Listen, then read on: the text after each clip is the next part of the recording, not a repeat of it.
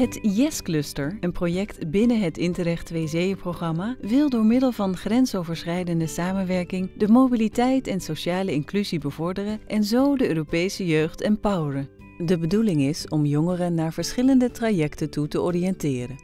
Op die manier ontwikkelen ze vaardigheden en ze komen zo dichter bij de arbeidsmarkt. In deze video laten we zien hoe vrijwilligerswerk een springplank kan zijn naar de arbeidsmarkt.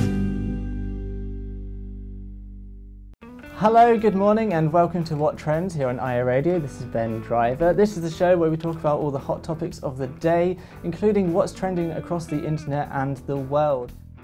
CSV-Media Howest combineert een multimediacentrum met muziek- en kunstvoorzieningen.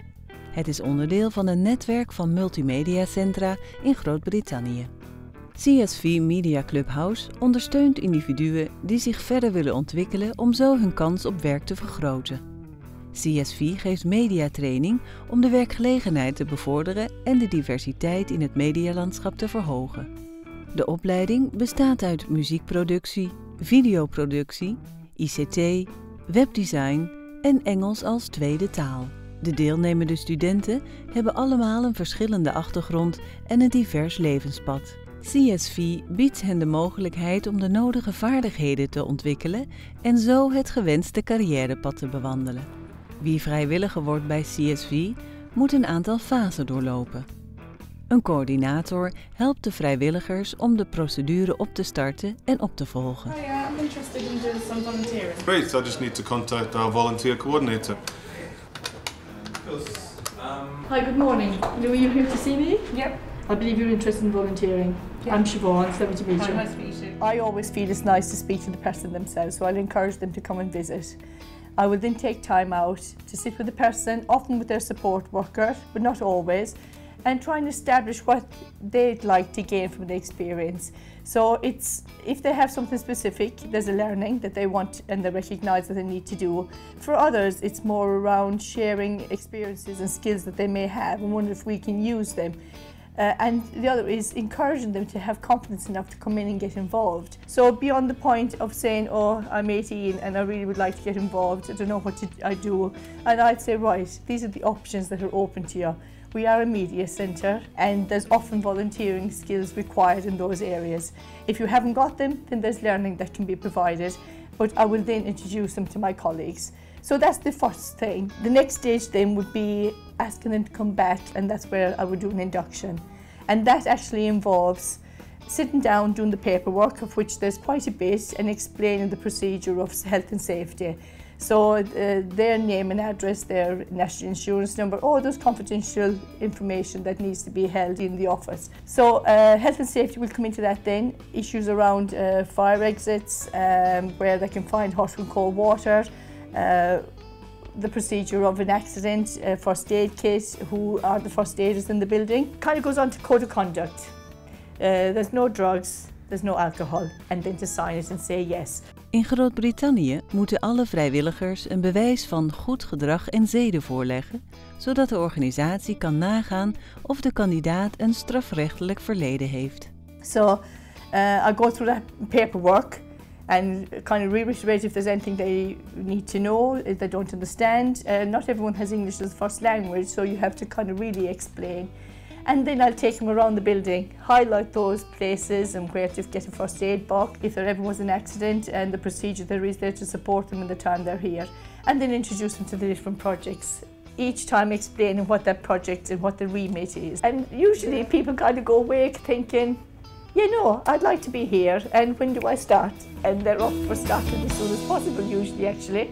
We're a young person's radio station helping people between the ages of 16 and 25 and get their first experience in radio, whether it's getting into broadcasting or journalism or social media side of things. We do graphic design, all kinds of things, anything involved with media and radio. I'm assistant manager, voluntary and a DJ. So I generally assist with the running of the station. I edit audio, design posters, help out with all the other DJs and any other queries they have and help promote the station as well as having my own music show. When I first started doing radio, I only knew what I had learned at university, and that was me just behind a mic and just researching stories. Now through IO, I've learned all these other skills. So editing audio, for example, is something I've never done before. I've never designed a poster before. I've never had the same level of interaction between various different people as I have here. And just my communication skills and confidence generally has gone massively up.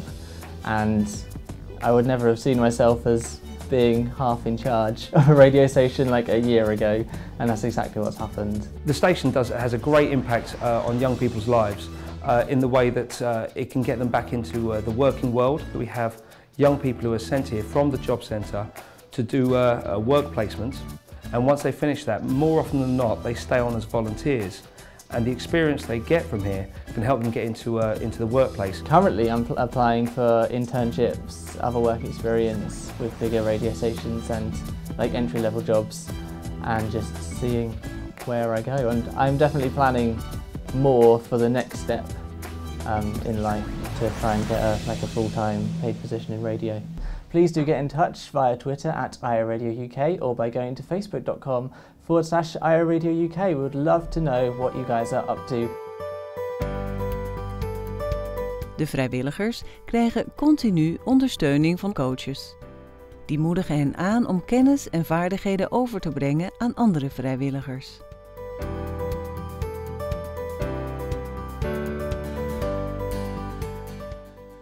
With each individual, you almost have a feeling about them as a person, how much you can get from them, how much you can give, how much you can encourage them to get involved. So then I can again say to someone, look, I know you came in last week, we weren't sure where to fit you, how do you feel about coming down for a couple of hours? And something might trigger and think, actually, you know, Siobhan, you said, I just heard about this, is that something I can get involved in? And then you can go from there. Originally I was put forward to CSV from the job centre as I have my English degree and I'm working on trying to become a journalist, but was lacking any experience in any media.